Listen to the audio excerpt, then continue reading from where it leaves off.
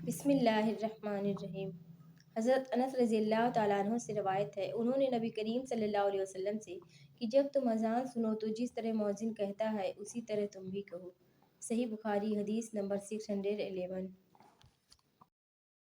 عیسیٰ بن ابی طلحہ نے بیان کیا، انہوں نے معاویہ بن ابی سفیان سے ایک دن سنا، آپ جواب میں مؤذن کے ہی الفاظ کو دہرا رہے تھے، اشہد ان محمد الرسول اللہ تک۔ ہم سے اسحاق بن راہویہ نے بیان کیا، کہا کہ ہم سے وہب بن جریر نے بیان کیا، کہا کہ ہم سے ہشام دستوائی نے یحییٰ بن ابی کثیر سے اسی طرح حدیث بیان کی۔ صحیح بخاری حدیث نمبر 612۔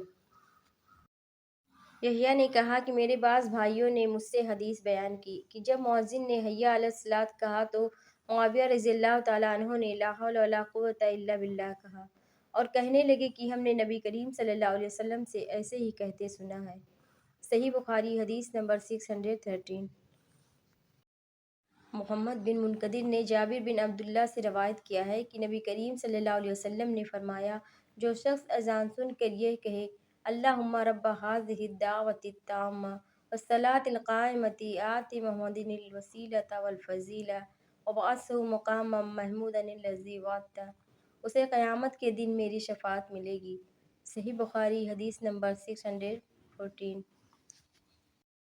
حضرت ابو ہریرہ رضی اللہ تعالیٰ عنہ سے روایت ہے کہ حضرت صلی اللہ علیہ وسلم نے فرمایا کہ اگر لوگوں کو معلوم ہوتا کہ اذان کہنے اور نماز پہلی صف میں پڑھنے سے کتنا ثواب ملتا ہے، پھر ان کے لیے قرآن ڈالنے کے سوائے اور کوئی چارہ نہ رہتا تو البتہ اس پر قرآن اندازی ہی کرتے، اور اگر لوگوں کو معلوم ہو جاتا کہ نماز کے لیے جلدی آنے میں کتنا ثواب ملتا ہے تو اس کے لیے ایک دوسرے سے آگے بڑھنے کی کوشش کرتے، اور اگر لوگوں کو معلوم ہو جاتا کہ عشاء اور صبح کی نماز کا ثواب کتنا ملتا ہے تو ضرور نماز کے لیے آتے۔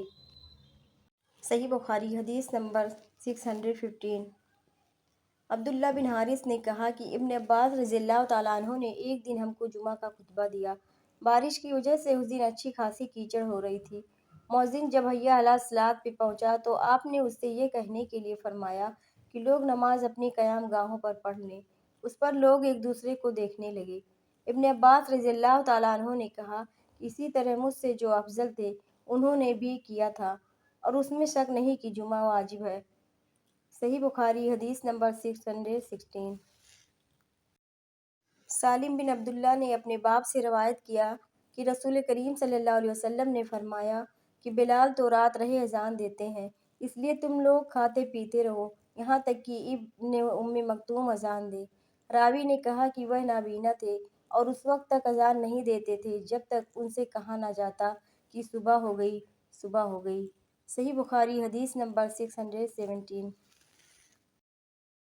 حضرت عبداللہ بن عمر رضی اللہ تعالیٰ عنہ نے کہا کہ مجھے ام المومنین حضرت حفصہ رضی اللہ تعالیٰ عنہا نے خبر دی کہ رسول کریم صلی اللہ علیہ وسلم کی عادت تھی کہ جب مؤذن صبح کی اذان صبح صادق کے طلوع ہونے کے بعد دے چکا ہوتا تو آپ اذان اور تکبیر کے بیچ نماز قائم ہونے سے پہلے 2 ہلکی سی رکعتیں پڑھتے۔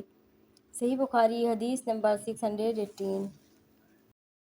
عبد الرحمن بن عوف نے حضرت عائشہ صدیقہ رضی اللہ تعالیٰ عنہا سے روایت کیا ہے کہ نبی کریم صلی اللہ علیہ وسلم فجر کی اذان اور اقامت کے درمیان 2 ہلکی سی رکعتیں پڑھتے تھے۔ صحیح بخاری حدیث نمبر 619۔ عبداللہ بن دینار نے حضرت عبداللہ بن عمر رضی اللہ تعالیٰ عنہ سے روایت کیا ہے کہ رسول کریم صلی اللہ علیہ وسلم نے فرمایا، دیکھو بلال رات رہے میں اذان دیتے ہیں، اس لیے تم لوگ سحری کھا پی سکتے ہو جب تک ابن ام مکتوم اذان نہ دے۔ صحیح بخاری حدیث نمبر 620۔